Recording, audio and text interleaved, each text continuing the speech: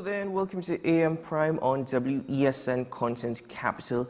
I'm Keisha and thank you very much for joining me this morning. Let's get straight into the conversations. My first topic, we're looking at statistics which are rather unfortunate but also alarming, because the Chief Justice at the ceremonial opening of the new law term for 2023-2024 says that there has been a significant increase in filings for divorce and other family matters since the opening of the family court, and specifically the family court in Princetown in July of 2021. In 2022-2023, there were 2,992 filings for divorce. Now, is this surprising at all, given all the stress associated with COVID-19 and coming out of the pandemic? People, for the very first time, may actually be discovering themselves. It's all part of a conversation that I've had before, but to expand on the actual statistics and what has been revealed, I welcome to the program family and marital therapist Ms. Sharon Bermudez, and she's with us via Zoom. Hello, Ms. Bermudez, welcome to the program. Thank you very much for having me. Well, thank you very much for joining me this morning. The statistics to an individual like myself would seem quite alarming, but is it at all surprising to you what has been revealed in regards to the increase in the number of filings for divorce here in TNT? I wouldn't say that it is surprising based on what I have been seeing in my practice. What I would say is that we probably should be cautious about interpreting the statistics, because we don't know if that is maybe just reflecting that it's now it's easier since it is that family court has opened, so it has created more access where maybe it didn't have access in the past, or if there are other factors that are impacting on it. Mm-hmm. So I think the statistic in itself is very interesting and informative, but it probably needs to be dug into a little bit deeper. Well, that's interesting. Let's dig a little bit deeper in the sense that you're absolutely right. Not one case is the same as the other. Every case may be different. And you're also correct to suggest it's a bit easier, because we've heard from lawyers suggesting now that even the process for the filings, there is an obligation by lawyers to advise their clients before filing for divorce to seek therapy. But in your opinion, even given in your practice, do you see people even making that effort with therapy? Or is it just a decision is made and I'm sticking to that decision? Oh no, I see people who are trying. I was actually very pleasantly surprised. Before I went into my practice, I worked in an EAP. And I worked in that EAP for over 21 years. And while I saw quite a lot of people for relationship issues, what I generally found was that people didn't like to come in together for couple counseling. So it would be one person saying, okay, there's a problem, and trying to encourage the other person to come, and the other person will say, there's no problem, you're the one who have the problem, you go. So I was doing quite a lot of counseling on relationship issues, but it was individual counseling. And I thought that that trend would continue into my private practice. But in actual fact, a big part of my clientele at this point are couples who are coming in who are trying to resolve their issues and to save their marriage. But could you? So I think there is a subset of people who genuinely, if they have access to the resources, if they know how to access the resources, they will put in the effort. Are you able to say whether or not you've seen an increase in such efforts following the COVID-19 pandemic, or were there similar trends prior to the COVID-19 pandemic? Because the period of shutdown would have actually, in some instances, allowed couples to fully understand each other, or even fully learn about each other for the very first time, even if they've been married for a number of years. Well, I'm probably not the best person to ask that question, in the sense that I actually left and for my practice during the COVID pandemic. So therefore, everything I have reflects post-pandemic. But what I would say from my the conversations that I've had with individuals and with couples, I mean, undoubtedly, the COVID pandemic did have a very significant impact on mental health. It had a significant impact, I think, on relationships as well, because ways that people had to avoid their home conflict were no longer available to them in the same sort of way. And it kind of created, for some couples, a pressure cooker situation. And I imagine that for some, that would have become a catalyst for them to work through their issues. And for others, that would have been something that may have burnt out the system. So I don't think there's a one-size-fits-all answer for it. People respond in different ways to what happens when their family goes into crisis.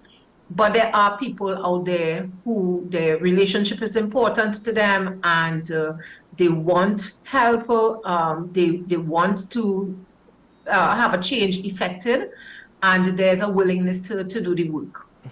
Now, also in that sense, another factor that can be explored is societal pressures. In some instances, there may be families pressuring people to get married from a very young age, simply because culturally that is what's the norm. But is that also now, probably as time goes on, everything evolves, where we see people not being maybe pushed into marriage and then realizing this is not for them? I think sometimes it may be like you described, sometimes it may be just the expectation of marriage, not necessarily a decisive push, but I'm getting to the age where I should be married, my friends are married, this is what is expected. I think there's some truth to, there are times when people enter marriage before they are ready for what the commitment entails. And when they go through the difficulties that come with marriage, they have such a romanticized view of what marriage actually is that it's a bit of a culture shock. So sometimes a misunderstanding can lead to a lack of preparation. That's right. And people too, they may underestimate the importance of premarital preparation. They may think that it's inconvenient, you know, depending on what church they may be getting married in. There may be some rules for what premarital preparation would look like, but it's okay. I've already made my decision. I already know he's the one or she's the one. Why are you putting this additional pressure? So for some people, they just go through the route of attending it because I have to attend it in order to get married, but they're not really engaging the process in the way in which it is intended. And marriage is something that requires a lot of sacrifice. You know, you're making the transition from me, the individual, to we, the couple, and to being willing to set aside some things that I, the individual, would normally do on behalf of the couple. So just being able to navigate that space, as well as the space of being able to still remain an individual within all of that, you know, people find it very challenging. And some couples have learned how to lean into each other and have strong marital relationships. I've certainly met at least spouses within those couples, you know, really successful, long marriages, happy marriages.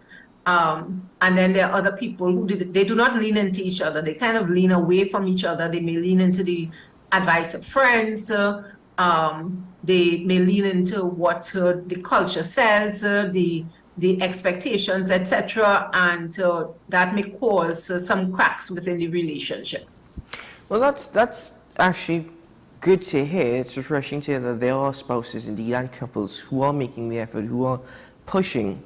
But I'm also wondering, and please, if you can correct me on this, whether or not the postmodern society actually plays an impact on marriages to the extent that There may be those who are quite consumed, for example, with work. Those who are very consumed with the times in terms of economics and their financial situation.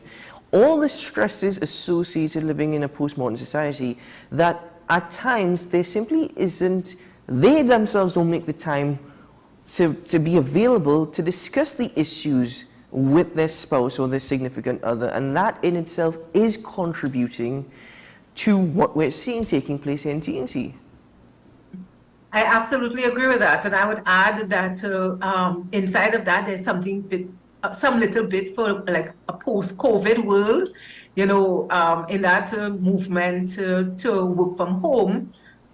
We saw some of the barriers between home and workplace break down. We saw some of the expectations break down in terms of when can I call my client, my employees, what time I can be expecting them to do work. So people, in order to keep their jobs, have really had to make some big sacrifices in terms of their family life. And that has created some strain, and people are also just tired. You know, when you have, you know, in this world, in order to survive, you really need to have a partnership. You really need to be working with somebody to get everything done, financially, care of the kids, care of the house, etc. And the idea that one person could, you know, go to work and then come home and rest, and the other person could go to work and come home and take care of everything else, that puts a great deal of a strain on marriage. So I think there's a lot of truth to that. I also think that in terms of just what we are taught now, younger people are taught that you need to take care of your business. You need to be able to take care of what is best for you. So, you know, there's a kind of, I'm going to take care of me, that could sometimes pop up. And the idea of sacrifice is probably something that is considered to be a little bit old-fashioned as well. In your opinion, what are the most important factors for a successful marriage? My apologies for that tongue twister there. What, in your opinion, are the most important factors, most crucial factors that all must consider? I would say a willingness to listen is probably one of the most critical factors. To really listen to your partner with a willingness to examine yourself and figure out if that thing that he or she is signaling is a problem. Is it really a problem? Yes or no? And if it is, and if you want to save your marriage, a willingness to make a change. Many times people kind of get on their high horse, so to speak.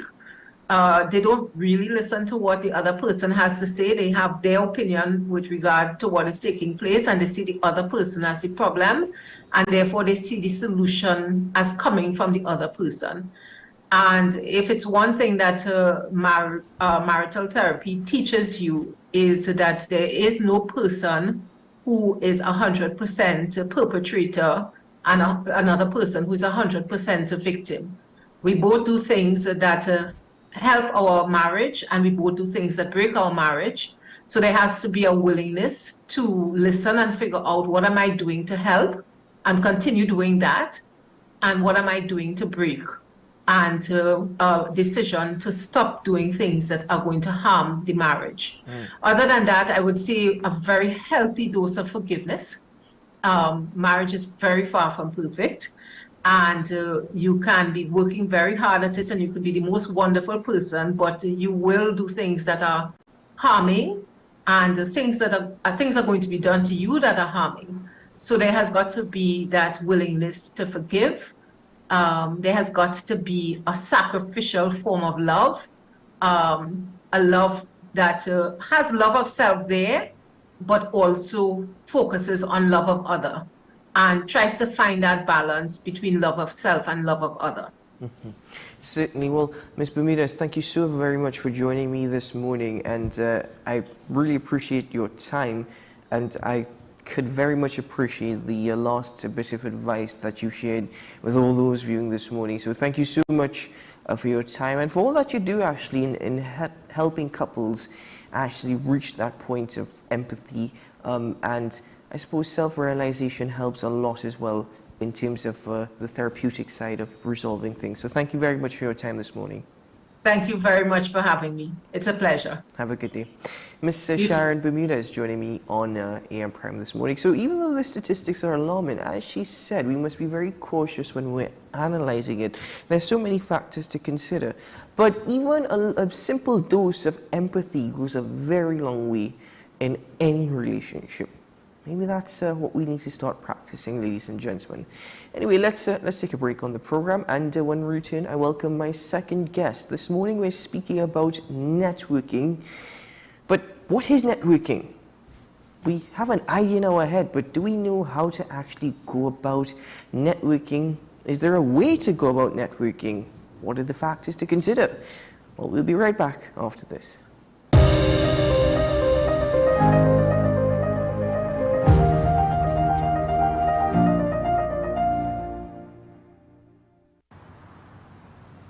Bill and Ruth fell in love with the Benjamin Moore color Dry Sage, but they tried to match it using another brand's paint.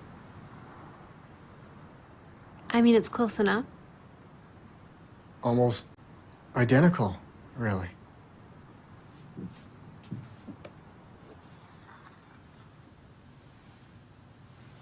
Yeah, there it is. Never trust another paint to be a Benjamin Moore color.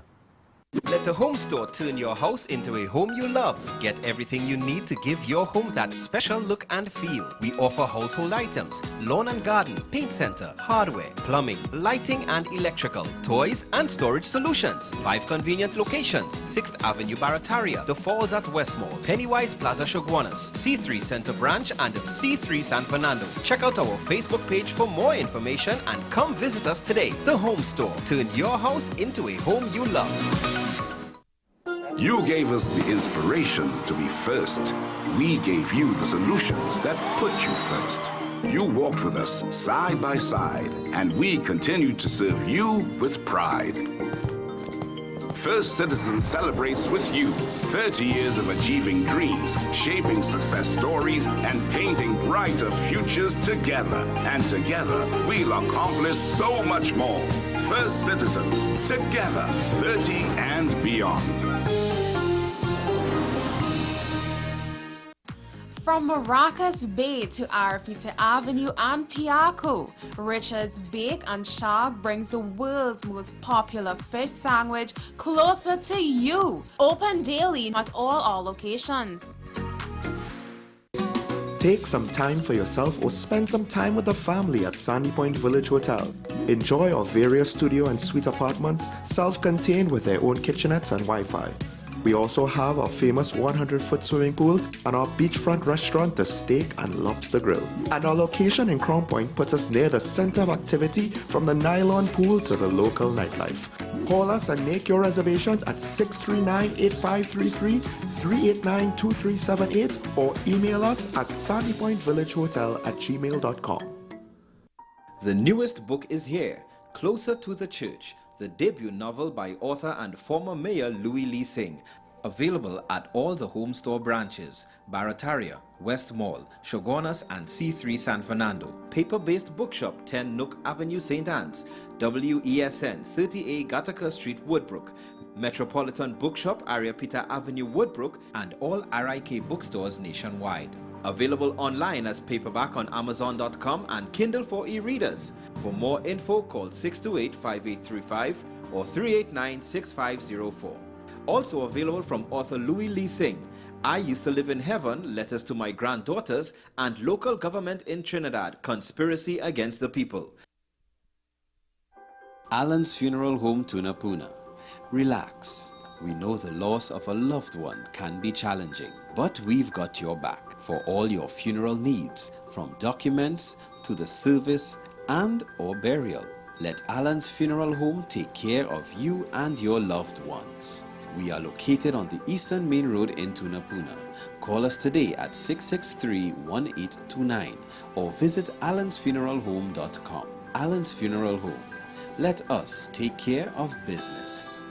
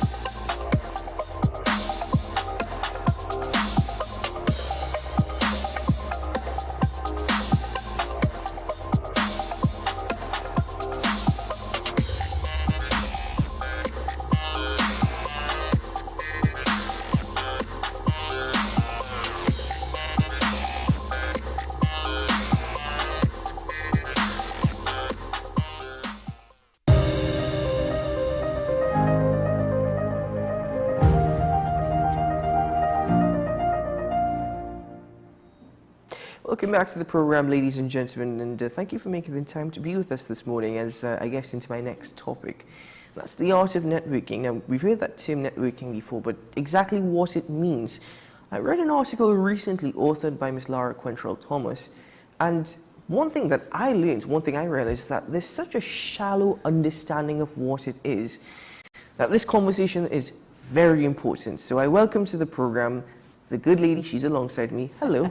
Hi, good morning. Nice. Thank you very much for inviting me. Thank you very much for joining me. How are you doing? I'm doing good, actually. It's nice to, not just be on Zoom again, right? It's nice Yes, to it be in is. person having this conversation. Very much so. Thank you for coming to the My studio this pleasure. morning. So let's start that term networking. Yes. You know, you've been in this business for quite some time, and if you were to define it for an individual for the very first time, what would you say networking is?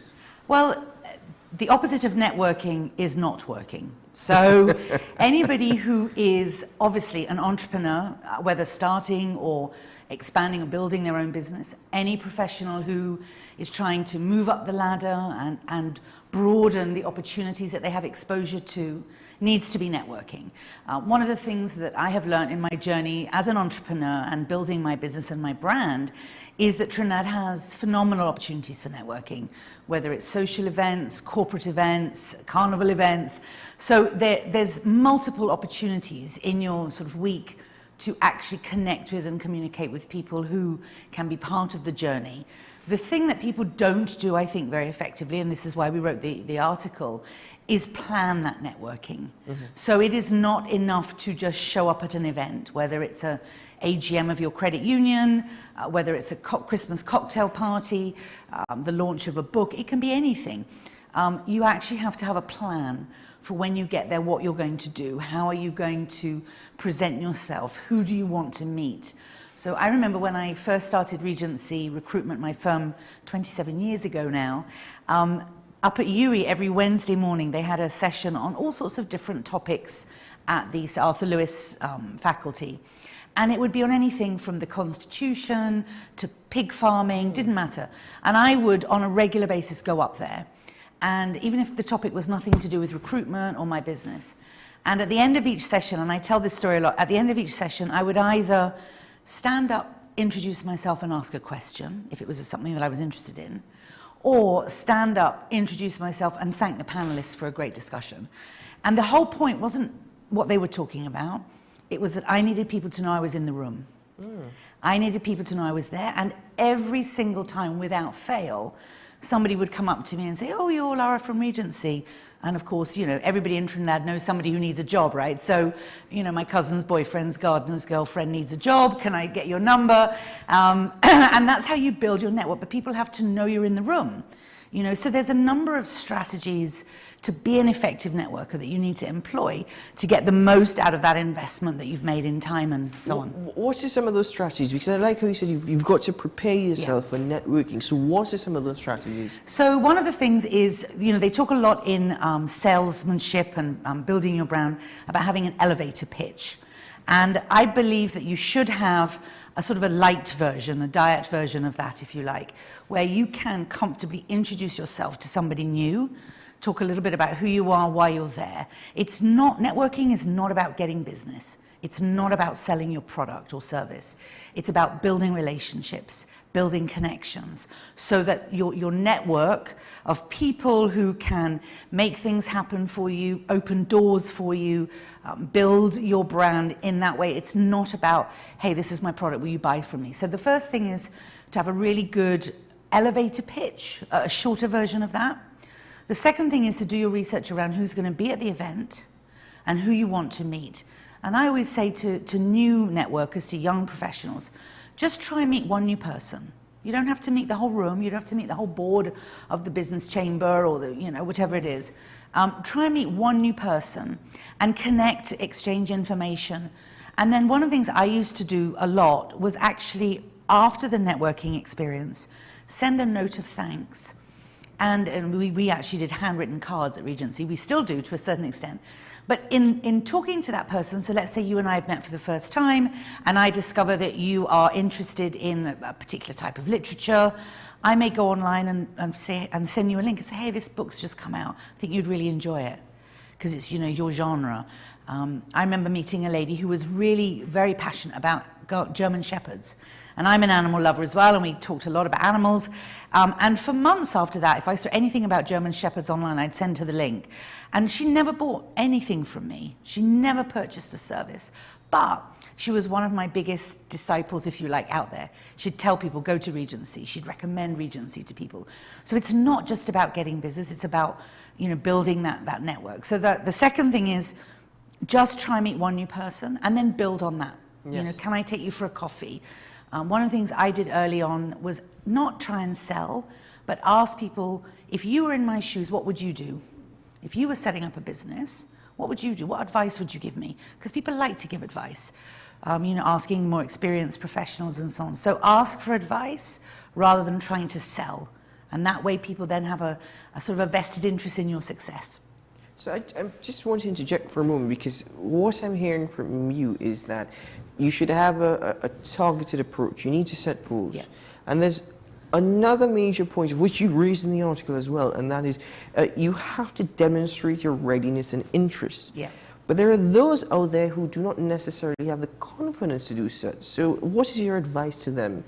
So it's a great question, and that's why I think if you start small, so I'm just going to meet one person, and I'm going to follow up with that one person, and next week I'll go to another event, and I'll meet another person. You know, you really need to set yourself manageable goals and be realistic about yourself.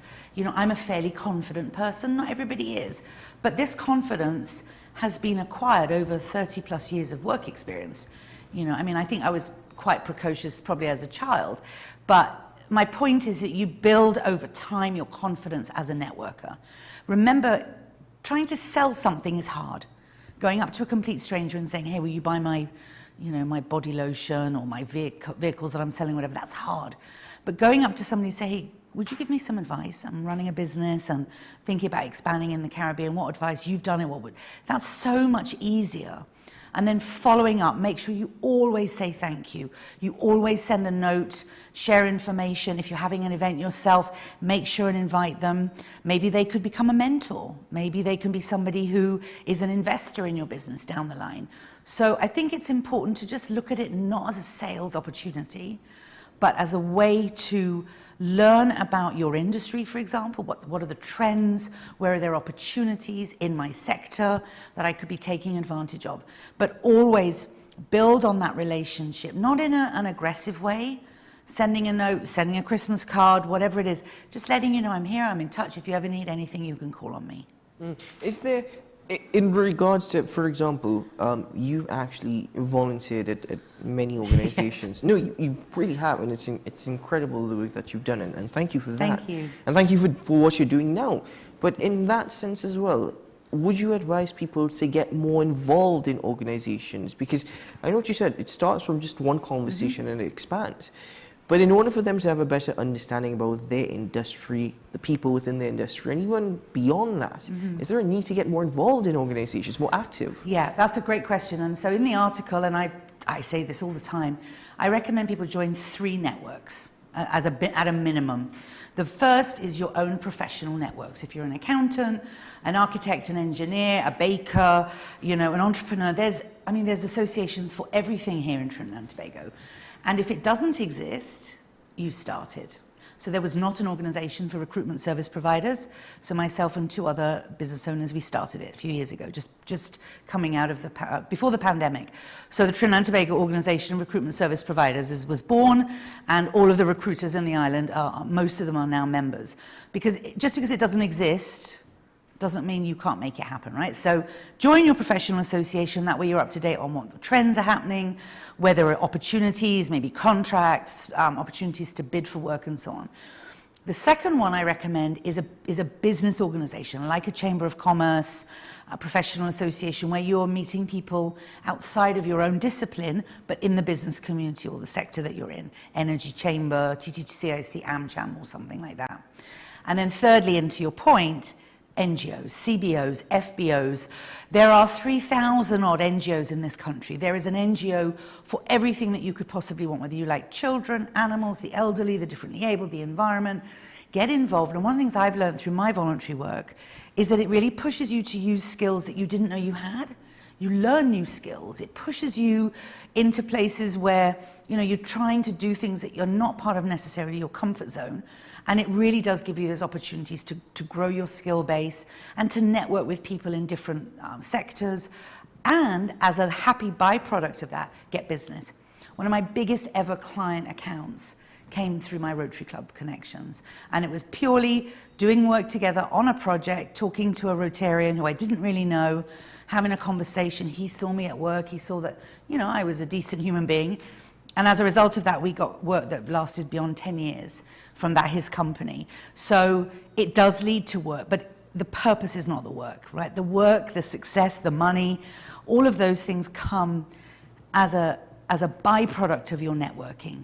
The networking in and of itself is about building relationships and making connections, and also pushing yourself into different areas where you can learn new skills, meet new people, so that you're broadening, you know, your brand as a professional. So I think those 3 things, if at a minimum, and again, if the NGO that you're interested in or the cause that you're passionate about doesn't exist, set it up. And the last thing I would say is you don't just join, you become the president. Because nobody notices, you know, people join AFET is a good example. We started AFET 22 years ago now, because there was no network for women, there was no opportunity for women to learn how to network and to network with one another. You know, men in industry and commerce, we know network at the Oval or the golf course, so we wanted to create a place where women could network, which is why AFET was born. And I was the first president, and so that legacy now is my legacy. Nobody can ever take that away from me, whether it was good or bad, you know, the members will tell you, but as the I'm the founding president of the Trinidad and Tobago Organization of Recruitment Service Providers. You know, for the next 400 years, whoever comes after, nobody else can be that one, right? So you have opportunities to also create spaces where you can shine, and that's good for your brand as well. So there's lots of things you can do in an easy way, I think, in a fairly simple way, to just move your brand forward. So if networking is not about selling yourself, why does it seem as though the ultimate goal is to try and help people understand why they should buy into you? So it's about selling yourself in the sense of, this is who I am, these are my values, I'm a responsible, reliable professional, you know, I'm involved in lots of things, I can help you in your business, you can help me in mine. So it's not about selling, and what I mean by that is that you don't go into a networking session, you know, with a bag full of your latest lipstick brand and try and sell it at the event, right? Unless you've got a booth. So it's not about selling in that pure sense. It's about building relationships that lead to sales, right? So the goal, of course, is to grow my business. I mean, I'm not doing this just for love of country, or because I've got nothing better to do, but that is not that's the end result. That's not what you go into it for. So you're selling yourself as a competent, knowledgeable, reliable professional, knows what they're talking about. That's why you have to do your research as well. Make sure you know what people are going to be talking about at the event. You know, can you talk, if you're going into post-budget debates, right? They're all over the place after a national budget. We typically go to one or two because they're great networking opportunities. All the heads of different companies are there. But you've got to know what's in the budget. You've got to have listened to the budget or read some of it or be able to contribute if there's a Q&A session. So again, if you just sit at the back of the room, nobody knows you were there, you didn't talk to anybody, and then you leave, what value have you really gained from that experience? Yes. So it's about pushing yourself a little bit. Do your reading, do your research, make sure you can talk knowledgeably. I'm not an economist, it's not my area of expertise, but there are some things I can talk about on it. So that's what I talk about, the preparation. And then moving yourself into the space where when people leave, they go, oh, she was great. I really enjoyed talking to him. I must, make sure and give him a call. Or if you hear of anything that's suitable, let me know. So the sales and the money and the deals come as a result of the networking. My final question to you is, when should networking begin? Oh, well, from young, college, high schools and colleges, of course, all have alumni. So I would certainly suggest anybody who's leaving school or university join their alumni and get actively involved. Again, become the president of their alumni, support their school, because that alumni is a very powerful network. And that's people that, you've known for 5 years now out in the world. People can go anywhere in the world, but can still be, part of your connections, part of your network. So I definitely think at school, and of course at school you can join NGOs, you can join CBOs. Through Rotary we have a program called Interact in high schools. So you can join Interact, and that's a global movement of young people. So you can have connections with people in Egypt, in Sydney, in Australia, in Chicago, USA. And that's part of being that Interact community and family. So your journey as a networker can start young. And in fact, I think the more you start, the earlier you start, the better you'll be when you're finally, as an adult, especially if you want to have your own business. If you really want to be an entrepreneur, and I know many people do, you've got to be able to confidently go out there and say, this is who I am, this is what I'm about, this is why, we should sit down and have a conversation. And even within your organization, you want to move up the ladder. You've got some firms invest in their people, teach them how to network. Others, it's amazing to me. I see people, big firms will do retrenchments, they'll let go a whole set of people. Managers come to Regency and they've done no networking in 30 years of work. Don't know anybody in their profession because they were just in one firm their whole life and then suddenly they're retrenched. You've got to be doing this. It's part of your job. It's part of your career. As I said, the opposite of networking is not working. Well, Ms. Quentin-Thomas, thank you so much for joining me this morning. My It really pleasure. has been a pleasure, and thank you so much for all the advice that you've shared. Thank you. For giving back. It's my pleasure. I love Trinidad and Tobago and I'm always happy to do what I can, so thank you. Thank you so much. My pleasure. Ladies and gentlemen, let's take a quick break here on the program, and when we return, we'll continue our conversations. We'll be right back after this.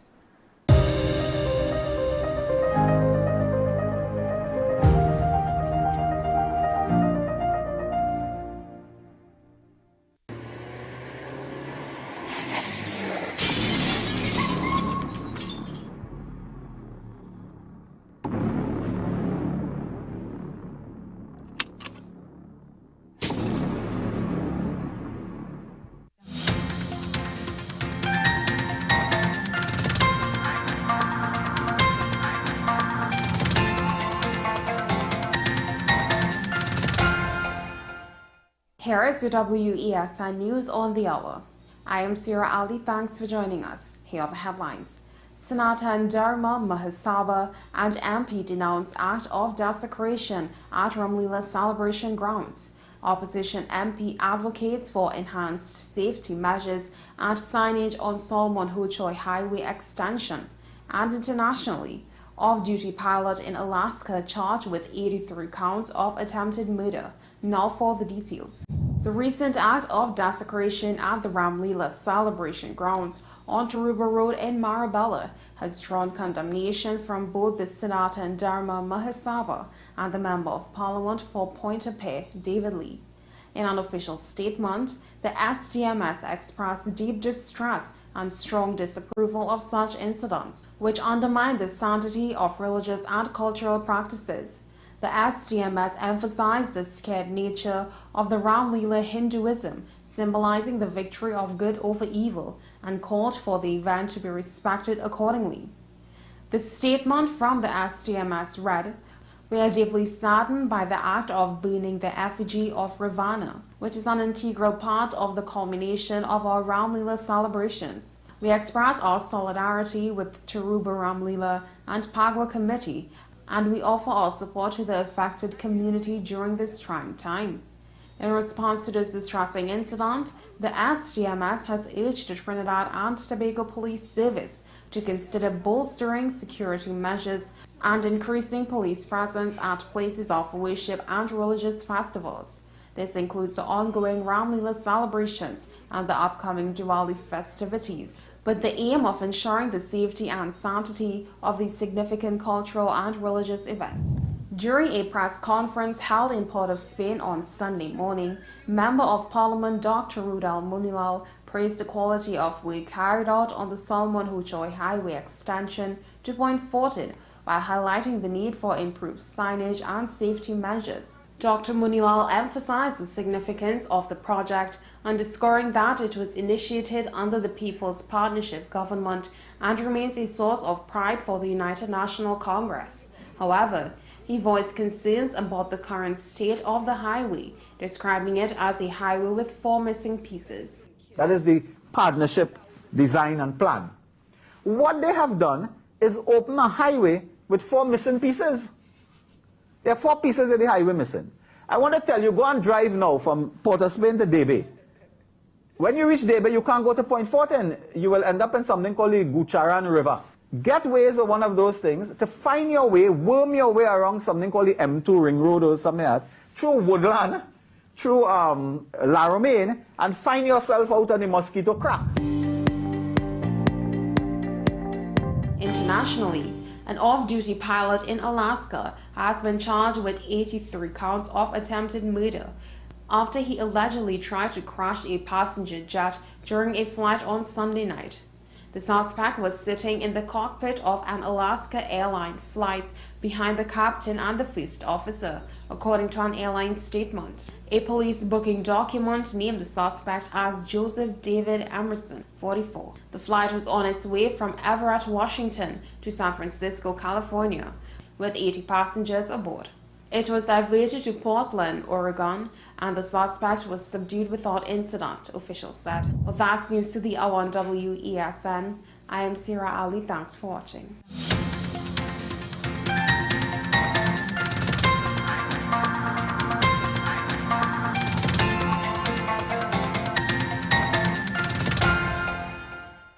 Since they were on sale, Laura bought these umbrella shoes without thinking. Literally, without thinking. Hungry for deals? You'd better come and satisfy it at KFC before doing something crazy.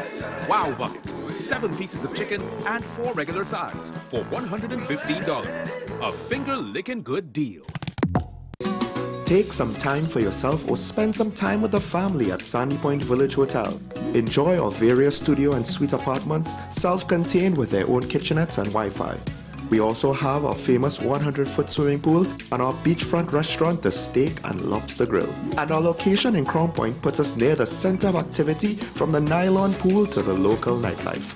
Call us and make your reservations at 639-8533, 389-2378 or email us at sandypointvillagehotel@gmail.com.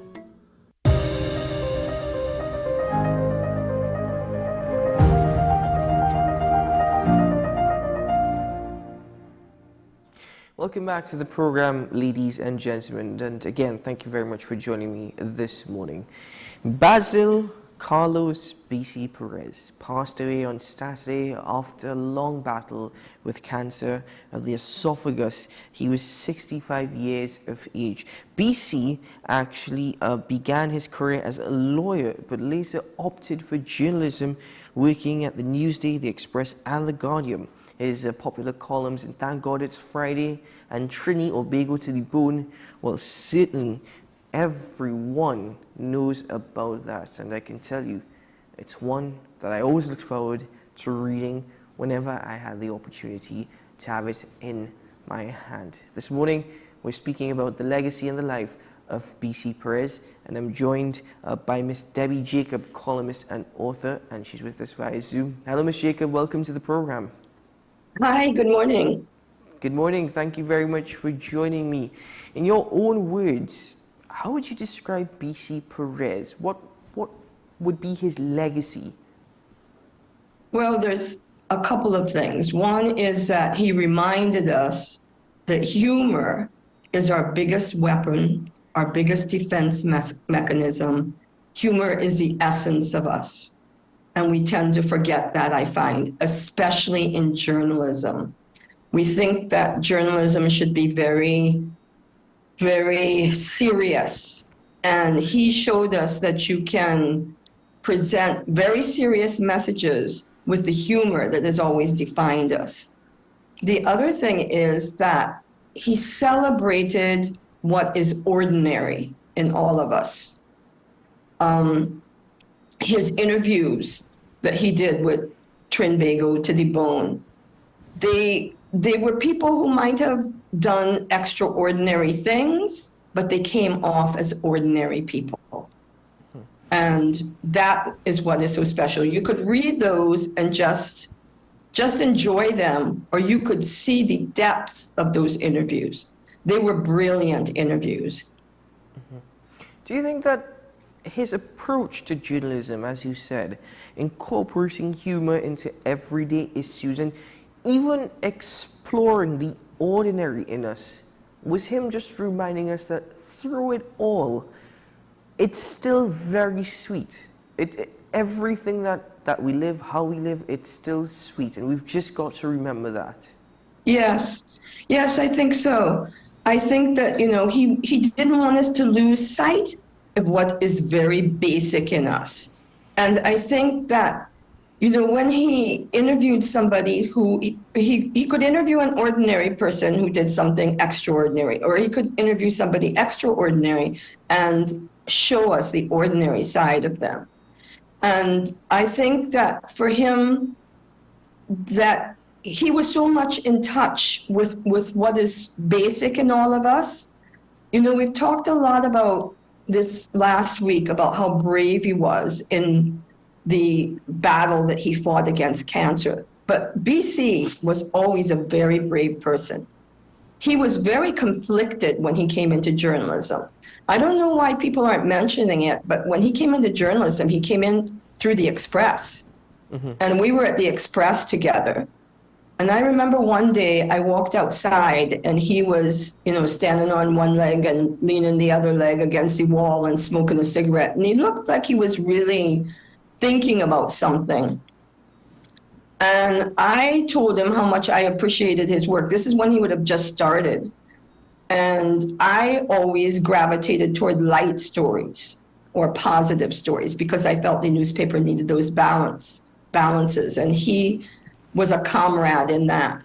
And he told me about a year ago how much that conversation meant to him, because there were journalists who didn't accept what he was doing as journalism.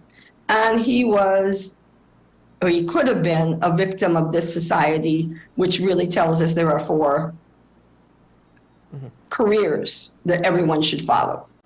Lawyer, doctor, engineer, business person. And he fought that to do what he believed in. He believed that journalism was a noble profession. He initially started with law. He studied law in Barbados. In fact, he was the lawyer to Justice James Abood.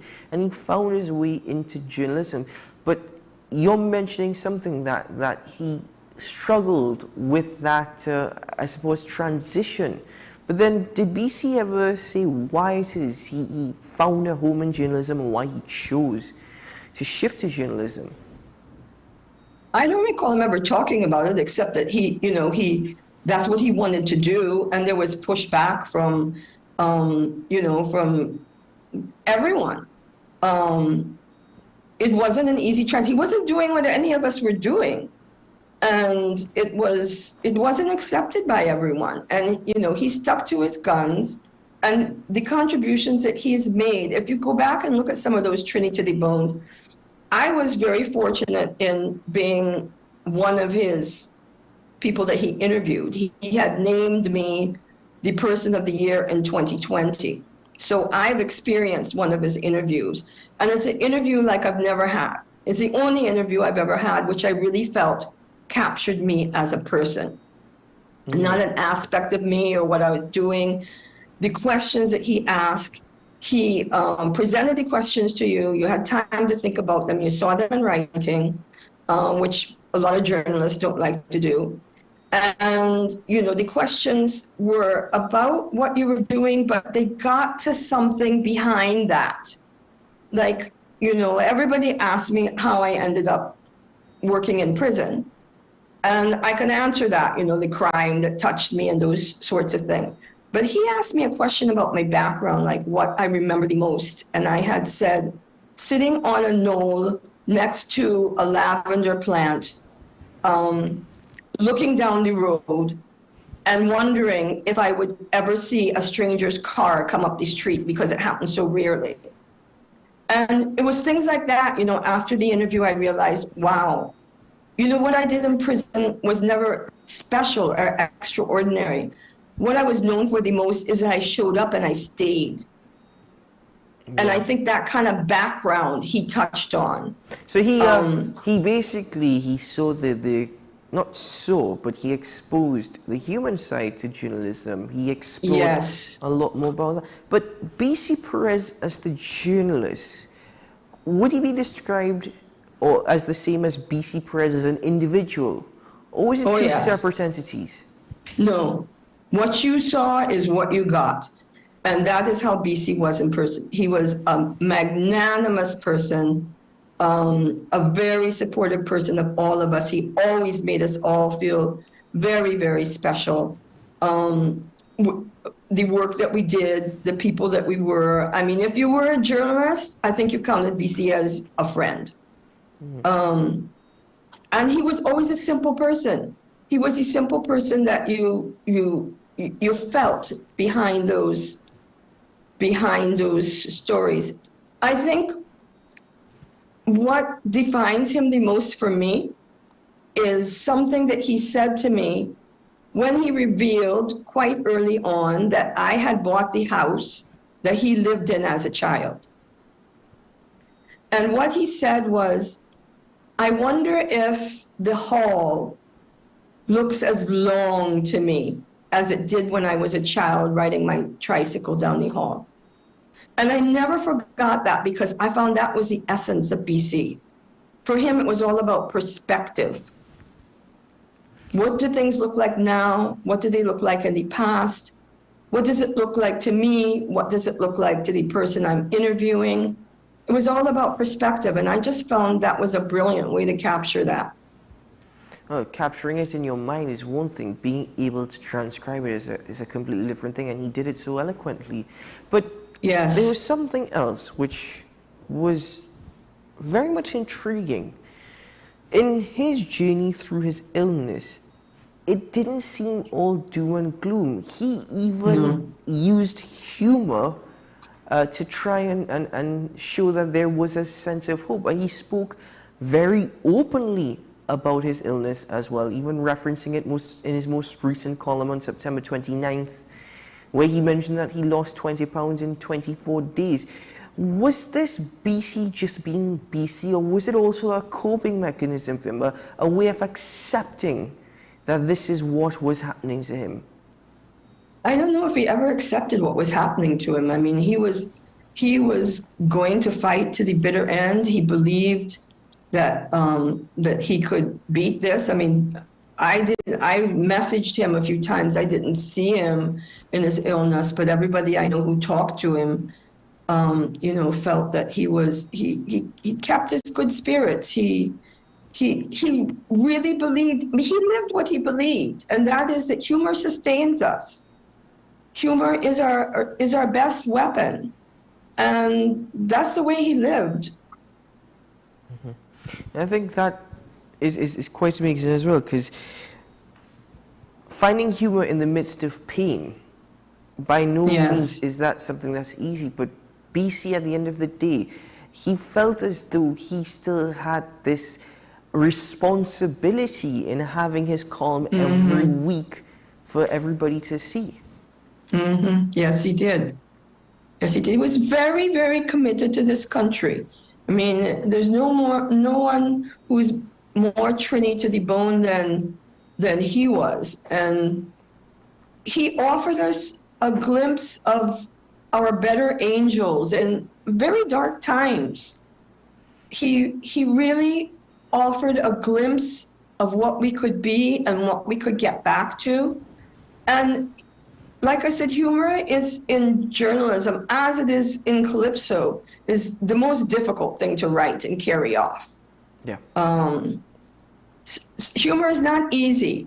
We forget that because when we read it, it feels light, it feels airy, it feels funny, it doesn't feel like it's in depth. But I said, again, go back and look at some of those columns he wrote. There's a really good one with Peter Minshall, in which Peter Minshall says, that something to the effect that he doesn't want to be known as this great band leader. He wants to be known as a mass man. One word, mass man.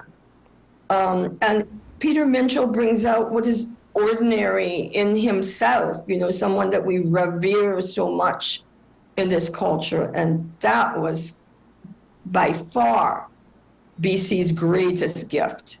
You said that to bring these qualities out. You mentioned that there was nobody who was more Trini to the bone than BC. He's an individual that has been described as a true character man because he was born in Ghana, he was raised in St. Anne's, moved to Barbados, and then back to TNT. TNT was his home, his calling, his heart. Maybe he was born in Ghana, but his heart was Trini. Yes. He was a very Caribbean man too, I mean, he wasn't one of those people who thinks in dichotomies. If you're a Trini man, you're not a Caribbean man, kind of like Stalin. Who's more Trini than Stalin in some ways? But he was a Caribbean man too. His music was such. And I think that he erased boundaries like that you could be very, very Trini and be proud of that and be rooted in that and still think about yourself as a Caribbean person also. Ms. Jacob, what would be Baz's legacy? Well, his legacy is his humor that he reminded us is in all of us and that we need to get back to. And the rest of it is really that we need to celebrate what is ordinary in people. A lot of our problems today, and I think, BC showed this on a weekly basis, is that it doesn't take extraordinary people to do things, to turn this country around. It just takes ordinary people doing their part. And we need to realize that, or else we all sit back and think, well, we can't do anything because we're too ordinary. Let somebody extraordinary handle this. And I think he showed us that we're all capable. I think he also of doing taught something us. Great. I think he also taught us that ordinary is good. Yes. Yeah, he really taught us It's important. It's important. When you lose sight of that, then you become distracted by what you do rather than who you are.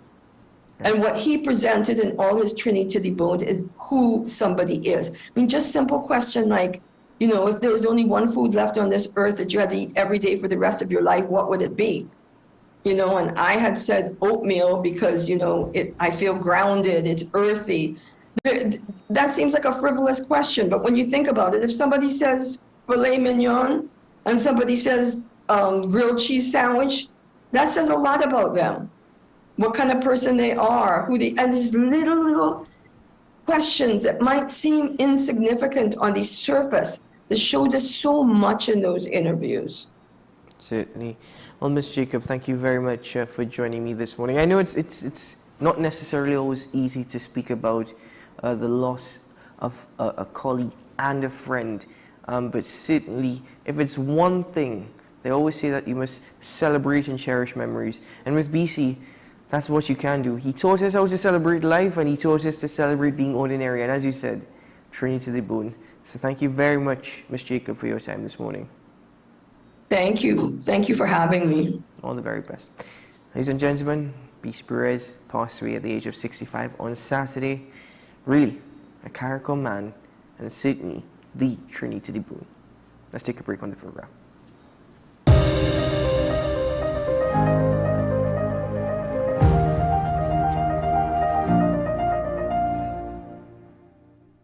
Let the home store turn your house into a home you love. Get everything you need to give your home that special look and feel. We offer household items, lawn and garden, paint center, hardware, plumbing, lighting and electrical, toys and storage solutions. 5 convenient locations: 6th Avenue Barataria, The Falls at Westmore, Pennywise Plaza Shoguanas, C3 Center Branch and C3 San Fernando. Check out our Facebook page for more information and come visit us today. The Home Store. Turn your house into a home you love. You gave us the inspiration to be first. We gave you the solutions that put you first. You walked with us side by side, and we continued to serve you with pride. First Citizens celebrates with you 30 years of achieving dreams, shaping success stories, and painting brighter futures together. And together, we'll accomplish so much more. First Citizens, together, 30 and beyond. FanZone, your reliable, authentic supplier, has just gotten better. You can now visit our website www.fanzonett.com for your authentic wear and collectibles. The only place where you can use both your Visa debit and credit cards. Visit our website fanzonett.com to make your purchase today. From Maracas Bay to Arafita Avenue and Piaco, Richard's Bake and Shark brings the world's most popular fish sandwich closer to you. Open daily at all our locations.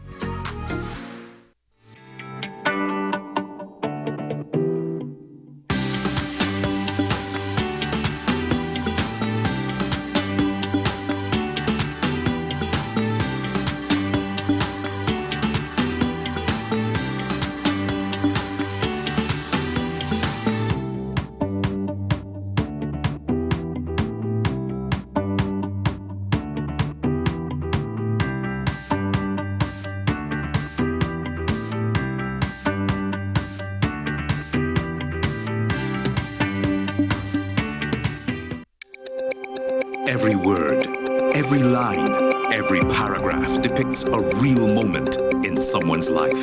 A father, a sister, a mother, a brother. We at Newsday are dedicated to you, the people, and through independent, unwavering journalism, strive to always bring your stories to life. Because your stories are more than just words. Newsday, independent and credible. Join me, Dr. Nalini Kokram, on What's Up Doc, where we discuss all your burning questions concerning health. Trinidad and Tobago is among one of the highest risk group of patients that develop this form of genetic breast cancer. What I'd like to take home from a short interview like this, screening. You must screen. Because it's silent. It's silent. Yeah. And because it's silent, you don't know it's there. What's Up Doc, every Tuesday and Thursday on WESN, Content Capital.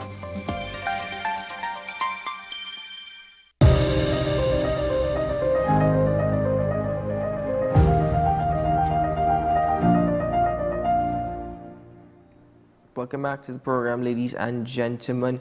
All right, let's get into some regional updates just before we bid farewell this morning, starting with Antigua and Barbuda. Public Utilities Minister, the Honourable Melford Nicholas, has assured that ongoing efforts to significantly ramp up water production. The minister says that the improved storage and distribution is high on his agenda. This report from Antigua and Barbuda. Public Utilities Minister Honourable Melford Nicholas explains the Antigua Public Utilities Authority is making strides in tackling all of these areas.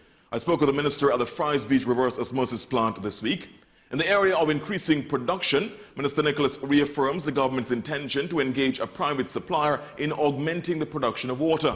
The aim is to increase production by 4 million gallons per day. A plant producing 1 million gallons is to be placed right here at the Fries Beach Reverse Osmosis Plant by the private supplier. We have been fielding a proposal from a private water service company that has indicated that they can produce up to 2 million gallons of additional RO to supplement and complement what we have. And the cabinet asked me to up the ante up to 4. The other 3 million gallons to be supplied by the private entity will comprise 2 million from an installation at the Ivan Rodriguez plant and 1 million more at Fort James. The minister expects the 4 million gallons to be added by the private supplier by the first quarter of 2024. Together with the 7.5 million gallons produced by the APUA at this point, that would take daily production to close to 12 million gallons. And the minister tells me the government is in talks with a second private supplier. There is also another private supplier who we have been soliciting their increased production, and recently their operations manager has indicated that they are prepared to enter into further negotiations with us to move their production capability from 300,000 gallons upwards to 1.5 million gallons. So we're interested in that as well, and so we're going to work through those issues. There's also the Bethesda reverse osmosis plant that is being constructed and should be ready by next June. I asked Minister Nicholas if customers can expect a 24-hour supply of water when all of the increased supply materializes. By January of next year, we should at least be able to double the capacity that we started with in January last year. We will get closer to an improved level of satisfaction, but I don't know. I would not stick my neck out to say that we will be in a 24/7. I do believe, though, that by the time we hit the midpoint next year, with coming on board of Bethesda, we should be pretty much close to 24/7 at that stage. The arrangement with the private supplier for the 4 million gallons will be on a 15-year boot arrangement. That's build, own, operate, transfer. It means after 15 years, those facilities will belong to the APUA.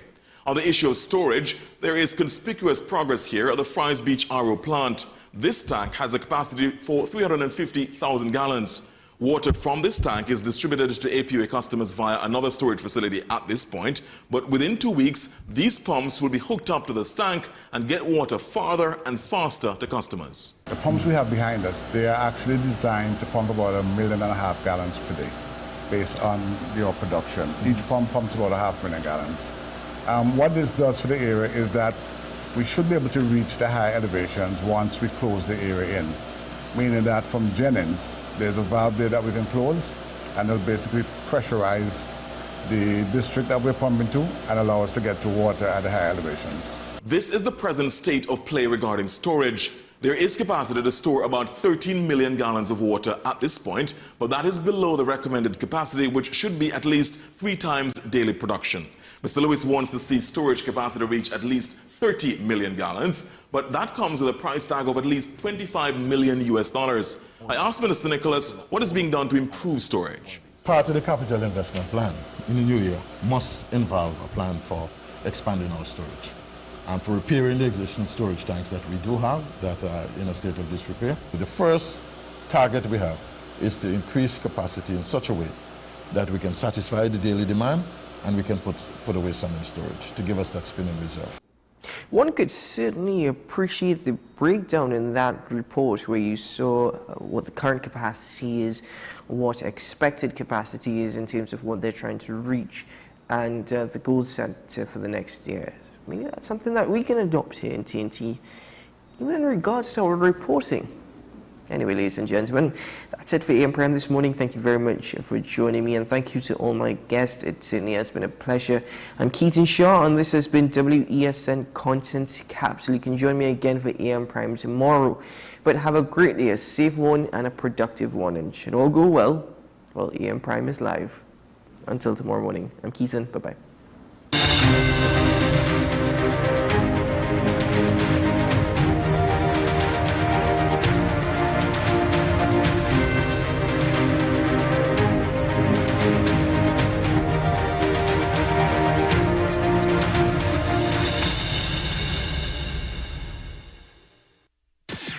WESN.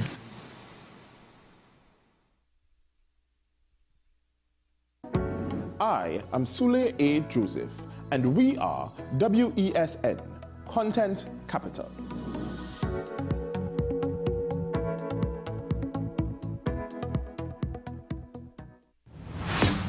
Is it politics? What is it? Is it that nobody cares about sports? The kind of support that sport used to get in the past is no longer here. The thing is, taking a knee doesn't mean that that's the only thing you're doing on it. Right. Taking a knee along with other stuff. Samantha, what are you looking forward to when you return home to Trinidad and Tobago after winning the title?